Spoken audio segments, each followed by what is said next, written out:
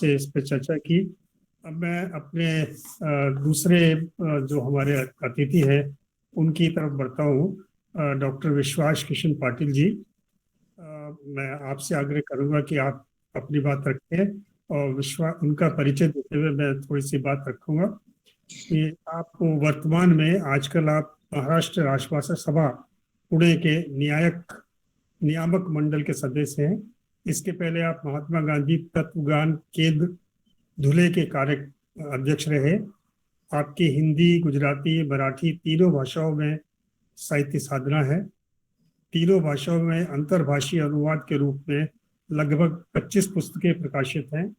गांधी जी के हिंद स्वराज में उनकी संगति पर 3 शोध ग्रंथ हिंदी में प्रकाशित हैं।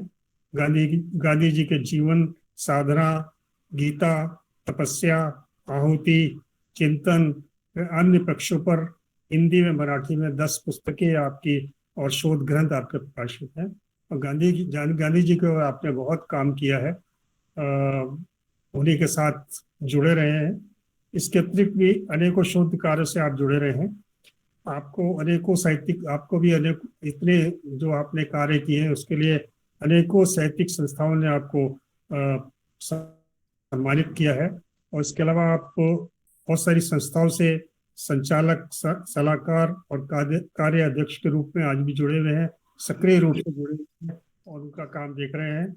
ऐसे कर्मठ व प्रतिबद्ध साधक को अपने बीच पाकर हम उत्साहित हैं कि हम उनके विचार जानें। आपका स्वागत है, आप अपने विचार रखें। स्वागत है आपका डॉक्टर विश्वास पाटिल जी। आदरणीय कुसुमबेन, आदरणीय उषाबेन, आदरणीय अतुल भाई, राजकुमार जी और सभी गणमान्य यहाँ उपस्थित श्रोता बंधु और बहनों, एक अलग प्रकार की चर्चा, एक अलग प्रकार का विचार और मनुष्य के मन को, मनुष्य की बुद्धि को, उसके चिंतन को और उसके व्यवहार को एक प्रकार से मथित करने वाला, विचार और पुनर्विचार के लिए प्रेरित करने वाला, पुनः पुनः इस बिंदु पर आकर कभी न कभी इसका बहुत गहराई से विचार हम लोगों को करना है, ऐसी एक आश्वस्तता देने वाला विचार परम श्रद्धेय काका साहब कालेलकर की एक पुस्तक के माध्यम से हम चर्चा कर रहे हैं। महाराष्ट्र ने गुजरात की जो सेवा की है उसमें काका साहब का नाम अनन्य है।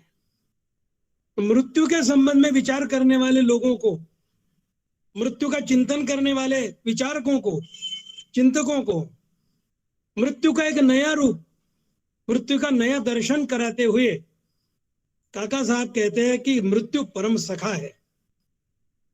मृत्यु से बढ़कर और कोई मित्र नहीं, कोई संगी नहीं, कोई साथी नहीं।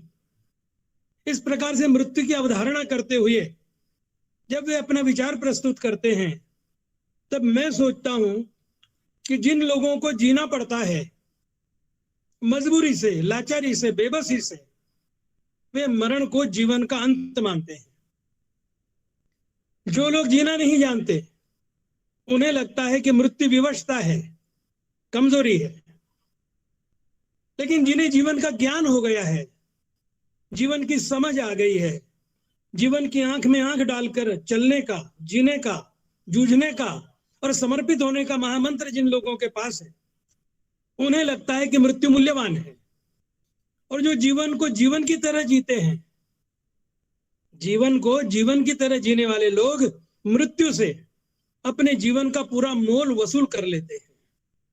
प्रति क्षण कार्यरत, दिने दिने नवम नवम नमामि नंद संभवम, इस प्रकार से उनकी चर्या और उनका व्यवहार होता है। लेकिन जो गहराई से विचार करने वाले लोग हैं वे जीवन को संगी, साथी और मित्र मानते हैं। जीवन के साथ इस प्रकार से दोस्ती का हाथ बढ़ाने का एक अभिनव विचार काका साहब जब करते हैं तब हमारी उपनिषद परंपरा का कठ उपनिषद हमें याद आता है।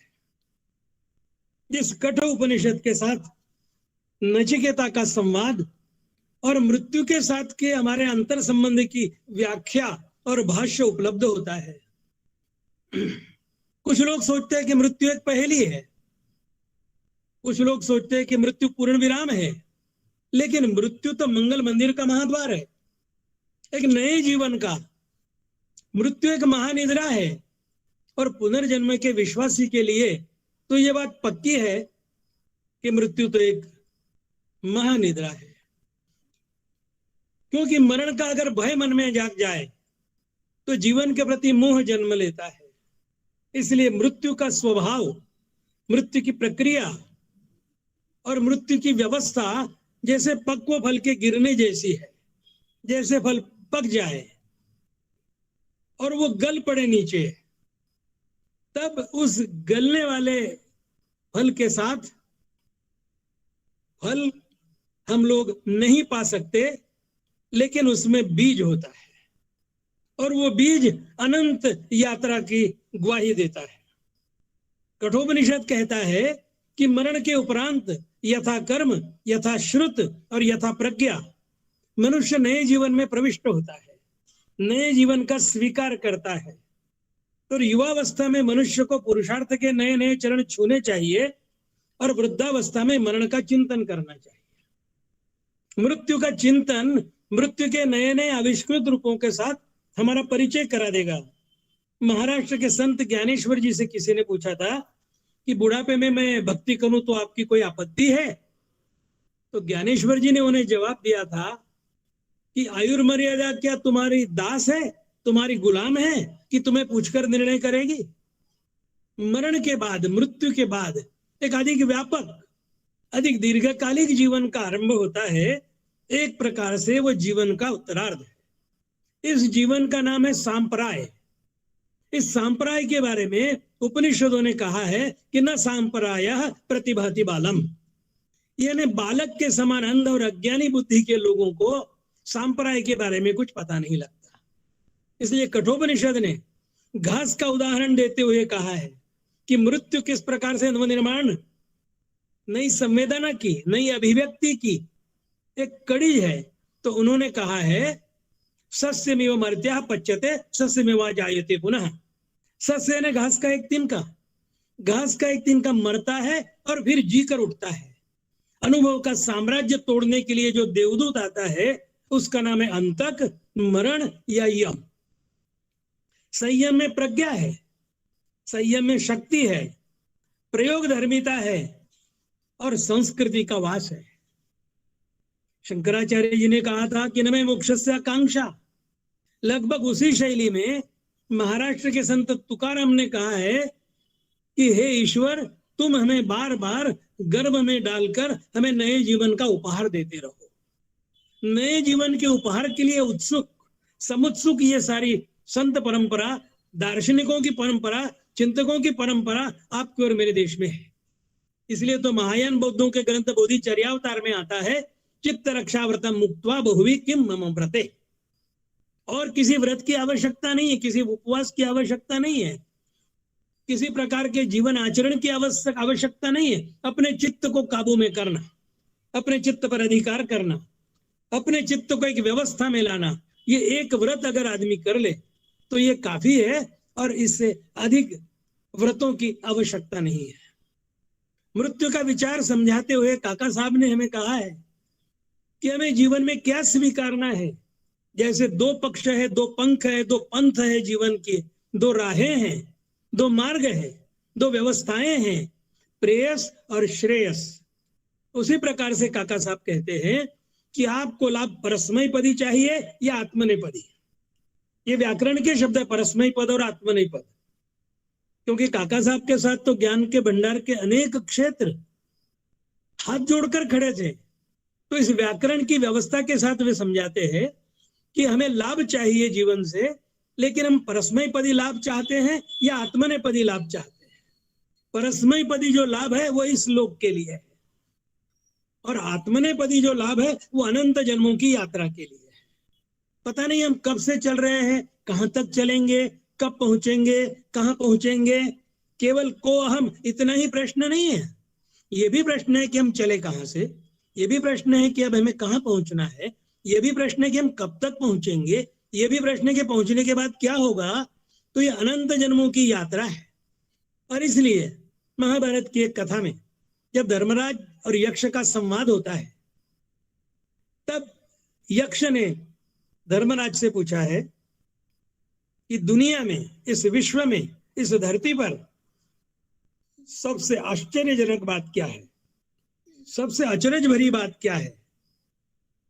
और धर्मराज का उत्तर है, युधिष्ठिर का उत्तर है कि हे यक्ष, अनादिकाल से मनुष्य प्राणियों के मरण को देखता रहा है। अनादिकाल से मनुष्य ने प्राणियों की मृत्यु को बहुत करीब से देखा है, फिर भी वो अपने आप को अमर मानता है। ये दुनिया का सबसे बड़ा आश्चर्य है। इसलिए भी मरण का स्मरण, काका साहब बताते हैं कि ये जीवन की सुंदर साधना है। बाइबल से उन्होंने कितनी बातें हमें समझाई, गीता से समझाई, उपनिषदों से समझाई, साहित्य से समझाई, जीवन साधकों से समझाई। It is our privilege to die, ऐसा कहते हुए उन्होंने बाइबल का उदाहरण दिया कि पाप के फलस्वरूप हम लोगों को मौत की रोजी मिलती है। The wages of sin is death. तो मरण सबके लिए अवश्यंभावी है, और अगर सबके लिए अवश्यंभावी है तो काका साहब कहते हैं इसे हम जीवन का प्रसाद मानकर स्वीकार करें। मरण पर विजय पाने वाले लोग कहते हैं कि आत्मनाश रूपी जो मरण है उस पर विजय, जो साधु संतों ने पाई। भगवान महावीर, भगवान बुद्ध का उदाहरण वे देते हैं और ये समझाते हैं कि मरण के द्वार पर, मृत्यु के महाद्वार पर पहुंचकर कोई भी कभी निराश नहीं हुआ, कभी थका नहीं, कभी हारा नहीं, निरंतर चलता रहा। कबीरदास जी के चिंतन की बात आदरणीय अतुल भाई ने की थी। कबीरदास ने तो मृत्यु के संबंध में इतना विस्तृत विचार किया है कि जो चादर सुर नर मुनि ओढ़ी, ओढ़ी के मैली किन्हीं चदरिया, दास कबीरा जतन ते ओढ़ी, ज्यों की त्यों धरी दीनी चदरिया। ये ज्यों की त्यों चदरिया को, देह की चदरिया को रखने की बात कबीरदास जी कहते हैं। और आदमी के मर जाने के बाद उसके अमरता का विधान, उसके अमरता की व्यवस्था बताई गई है।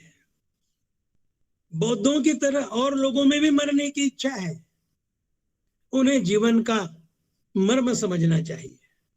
निष्प्रयोजन, निष्क्रिय और निरुपयोगी जीवन को समाप्त किया जा सकता है, इसका बहुत विस्तार से विचार आदरणीय उषाबेन ने प्रस्तुत किया है। हम इसके आगे चलकर सोच रहे हैं कि गांधी जी के साथ काका साहब के जो अंतर संबंध थे, तो हत्याग्रह से सत्याग्रह तक की जो यात्रा है ये गांधी जी के साथ चली और ये मरण के साथ संवाद की यात्रा रही। हम सब लोग जानते हैं कि साबरमती के आश्रम के पास जैसे कारागार है, वैसे एक श्मशान घाट है। साबरमती के बहने के साथ इन दो वस्तुओं की बात गांधी जी करते हैं। हत्याग्रह से ज्यादा सत्याग्रह की बात करते हैं, यानी मारने की तैयारी से हट जाओ और मरने की आशा और मरने की तत्परता से खड़े हो जाओ। और चाहे आप हिंसा के रास्ते से चलो, चाहे अहिंसा के रास्ते से चलो, लेकिन दोनों को मृत्यु की उपासना करनी होगी। मानवीय संस्कृति को एक कदम आगे बढ़ने के लिए, मानवीय संस्कृति को अपना विकास करने के लिए निश्चित रूप से मृत्यु का स्मरण, मृत्यु का चिंतन और मृत्यु का विचार अप्रतिहत रूप से करते रहना चाहिए।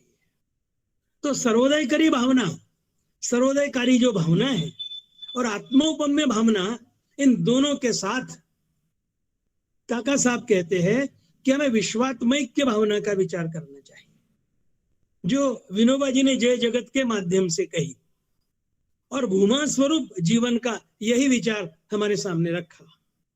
ये भूमा क्या है? और भूमा यह सुख है, भूमा यह सुखकारी वस्तु है।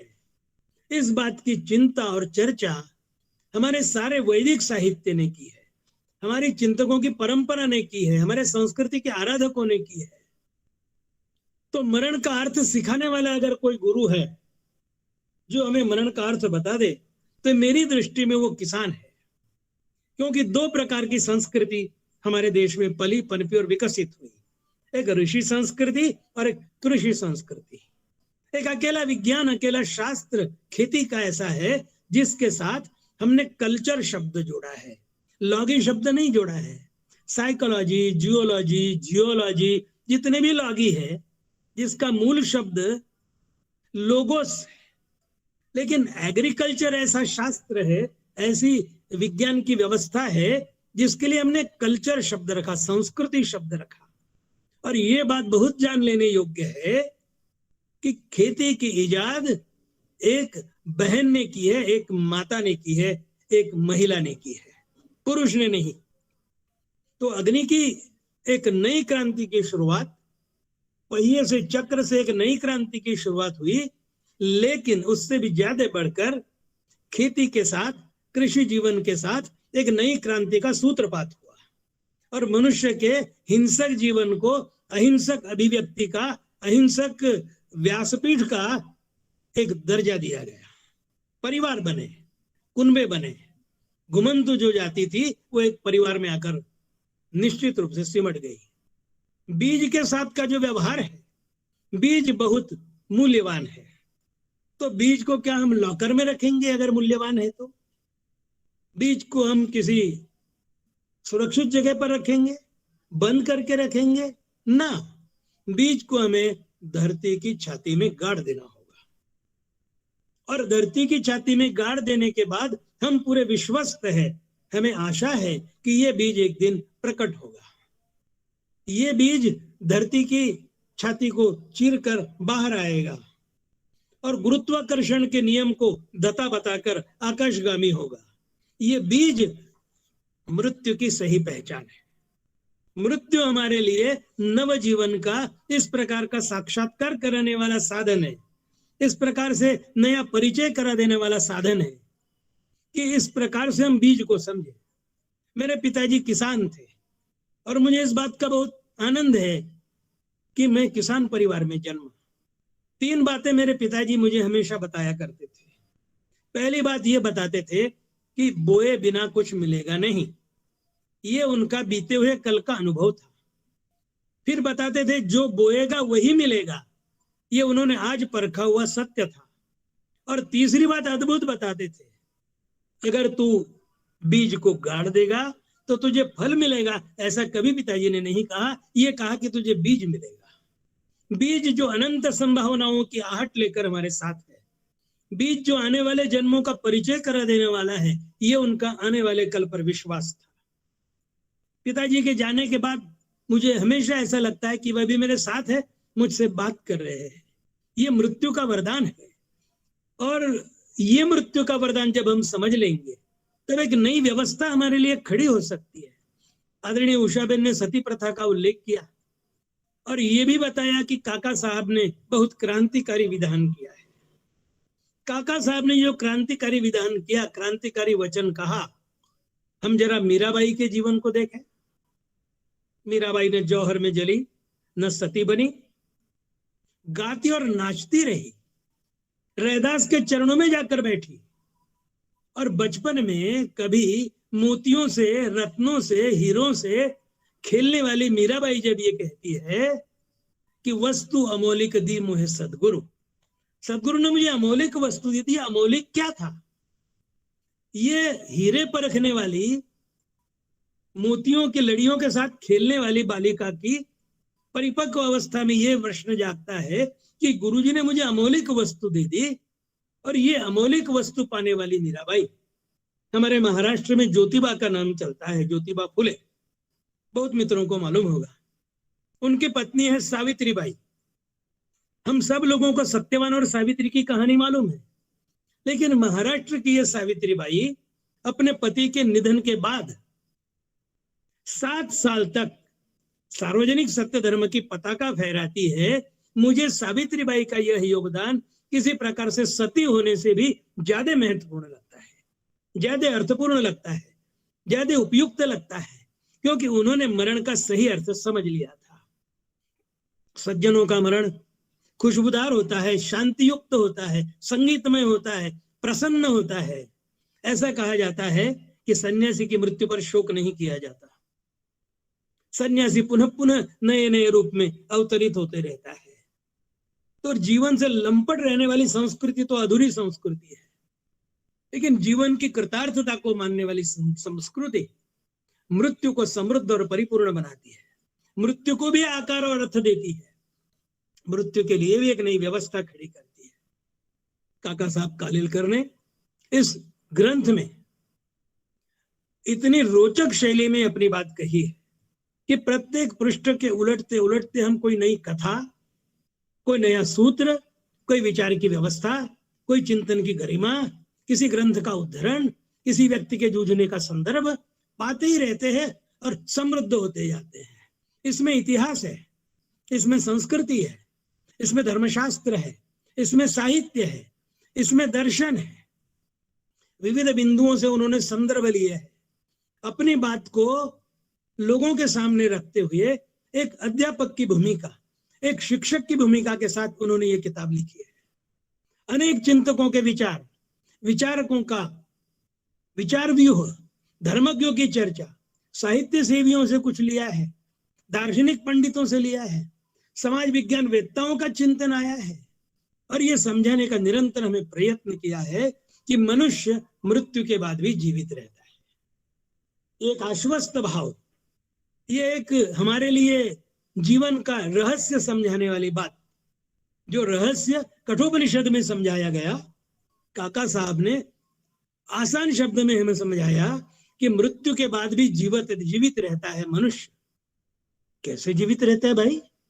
मृत्यु के बाद तो उसकी देह राख हो जाती है या मिट्टी में मिल जाती है, या जिस प्रकार किसी धर्म का संस्कार हो उस प्रकार से अंत्य संस्कार होता है। आदमी जीवित कैसे रहता है? आदमी जीवित रहता है अपने विचारों से, आदमी जीवित रहता है अपनी भावनाओं से, आदमी जीवित रहता है अपने संकल्प से, अपने सपनों से और अपने पुरुषार्थ से। ये बातें जिसके साथ है वह व्यक्ति मरण की, मृत्यु की चिंता न करे, चिंतन करे। ये सूत्र काका साहब हमें समझाते हैं। और जो गीता ने समझाया कि न हन्यते हन्यमाने शरीर है, वो तो मरने वाला है नहीं, और अगर जन्म अटल है तो मृत्यु भी निश्चित है। ये समझाने वाली गीता एक प्रकार से जीवन से आरंभ होकर मृत्यु के अर्धविराम तक, मृत्यु के कॉमा तक जाकर रुकती है। वहां से फिर एक नया विचार शुरू होता है। इच्छा मरणी की परंपरा में हमारे यहाँ दो उदाहरण मैं आपके सामने प्रस्तुत करूंगा। पहला उदाहरण रामायण से है और दूसरा उदाहरण महाभारत से है। इसकी हम जरा तुलना करके देखें। रामायण में जटायु का मरण है, जटायु की मृत्यु है। अपने शक्ति भर रावण के साथ जूझते हुए भी सीता माता के अपहरण को जटायु नहीं बचा सके। पंख छिन्न हो गए हैं, खून का फव्वारा शरीर से बह रहा है, मृत्यु सामने खड़ी है, ठिठकी हुई है, रुकी हुई है, विचार कर रही है। अभी अपना शिकंजा, अपना फंदा अभी जटायु के गले में नहीं डाला है, क्योंकि जटायु ने समझाया है मृत्यु को कि जब तक मैं सीता जी के अपहरण की बात राम जी से न कहूं तब तक तुम मुझे स्पर्श नहीं कर सकती। ये इच्छा मरण है। महाभारत में इच्छा मरणी है भीष्म पितामह। हम देखते हैं भीष्म पितामह को शरशैया पर है, वे भी इच्छा मरणी है, जटायु भी इच्छा मरणी है, लेकिन जटायु राम जी की गोद में है, भीष्म पितामह शरशैया पर है, कांटों के कॉट पर लेटे हुए हैं।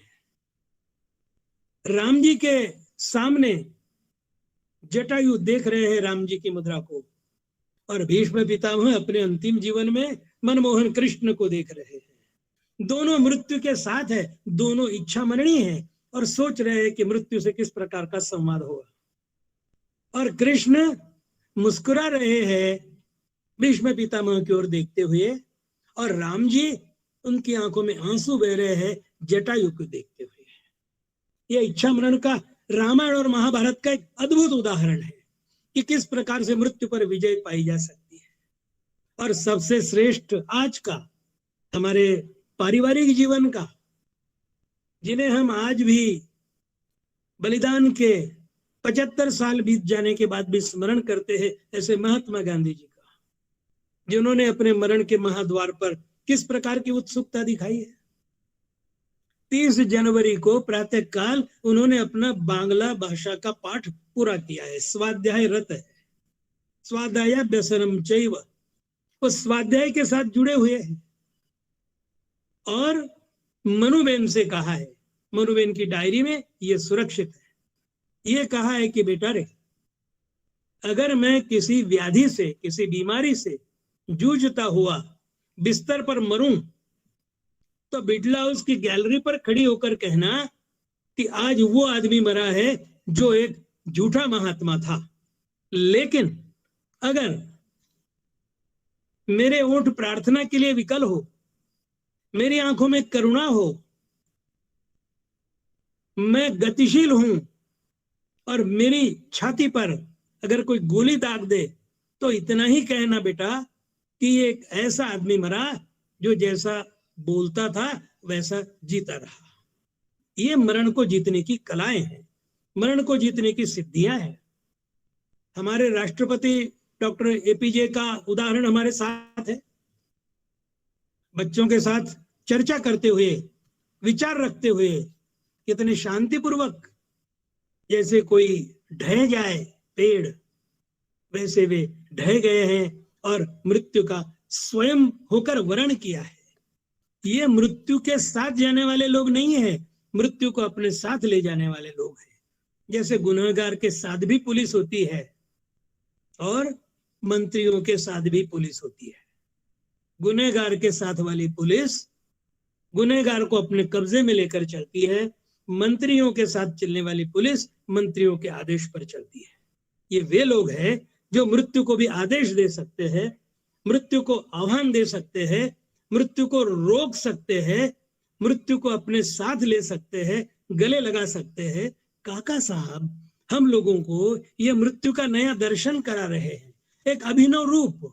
ऐसा हमने कभी सोचा नहीं था। आमतौर पर आदमी जीवन के साथ इतनी लंपट वृत्ति से रहता है कि मृत्यु के भय से डर जाता है।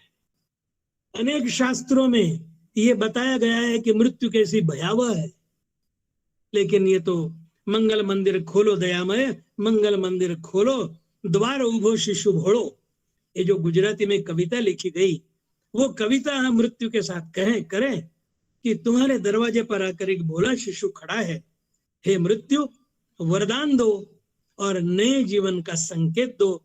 इस प्रकार से यहाँ उपस्थित सभी भाई बहनों को नए जीवन के संकल्प का और पुरुषार्थ का एक सपना जगाने का प्रारूप खिले, इस प्रकार के ईश्वर से प्रार्थना करते हुए, और कुसुमबेन जी ने जो मुझे ये सुनहरा मौका दिया, इतने लोगों के साथ अपनी बात रखने का सुनहरा मौका दिया, इसके लिए मैं बहुत हृदयपूर्वक सभी को प्रणाम करता हूं। बहुत बहुत धन्यवाद मित्रों।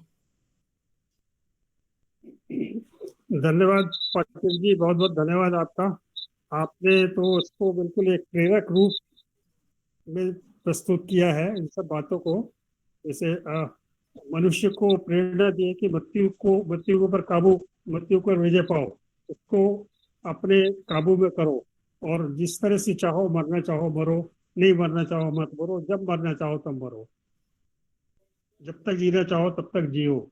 ये जो आपने जो जिस तरह से इन चीजों को प्रस्तुत किया, एक प्रेरणा दी है, तो ये एक हम लोगों के लिए, सभी के लिए, आगे के जीवन को जीने के लिए एक बहुत बड़ा प्रेरणाप्रद संवाद रहेगा। और जो भय के रूप में जो जिसको हम लेते हैं, उस भय से मुक्ति के लिए हमको बहुत सहयोग मिलेगा। बहुत बहुत धन्यवाद आपका, आभार। तो